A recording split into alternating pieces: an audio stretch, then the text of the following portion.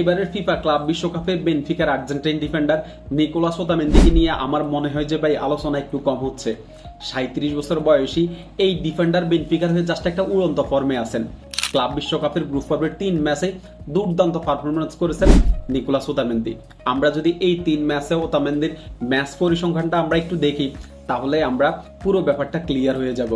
এই 3 ম্যাচে Nicolas Otamendi একটা গোল করেছেন, একটা অ্যাসিস্ট করেছেন, বল টাচ করেছেন টোটাল 214 বার, যেখানে অ্যাকুরেট পাস দিয়েছেন 135টা, সাকসেসফুলি ট্যাকল করেছেন একবার, সাকসেসফুলি ড্রিবল করেছেন 2 বার, ইন্টারসেপশন 4টা, শর্ট ব্লক করেছেন 3টা, গ্রাউন্ড ডুয়েল জিতেছেন 13 বার, এরিয়াল ডুয়েল জিতেছেন 16 বার।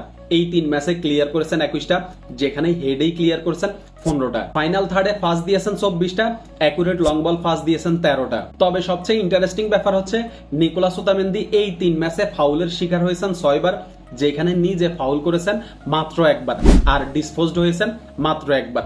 আপনি বুঝতেই পারতেছেন যে নিকোলাস ওতামেন্দি এই 3 ম্যাচে কতটা উড়ন্ত ফর্মে ছিলেন। এখন নিকোলাস ওতামেন্দিকে তো মোটামুটি আমরা আর্জেন্টাইন সাপোর্টাররা 2022 বিশ্বকাপের পরে মোটামুটি ওকে আমরা অবসরে পাঠিয়ে দিয়েছি। আমরা সর্বোচ্চ চিন্তা করছি যে ওতামেন্দি যদি আর্জেন্টিনা ন্যাশনাল টিমের হয়ে খেলে সর্বোচ্চ 2024 কোপা আমেরিকা পর্যন্ত খেলবে। কিন্তু কোপা আমেরিকার পরেও নিকোলাস ওতামেন্দি কিন্তু জাতীয় দলের হয়ে খেলতেছেন, কারণ আমাদের লিসান্দ্রো মার্টিনেজ অনেক দিন ধরে ইনজুরিতে ছিলেন, এখনো আছেন।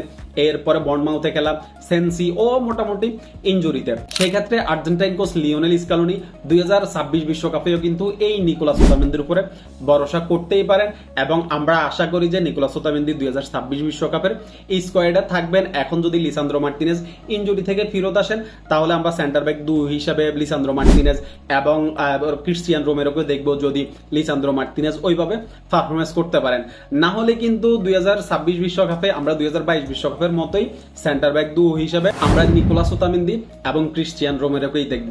আমরা আশা করি যে 2026 বিশ্বকাপ এরকম ফর্মে থাকবেন, এরকম একটা উড়ন্ত ফর্মে থাকবেন। তবে সবচেয়ে দুশ্চিন্তার বিষয় হচ্ছে সেটা হচ্ছে 2026 বিশ্বকাপে নিকোলাস ওতামেন্দির বয়স 39-এর মতো হয়ে যাবে।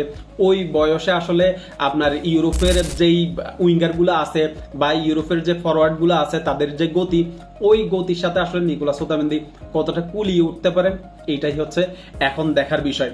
তো শুভকামনা থাকবে নিকোলাস ওতামেন্দির জন্য।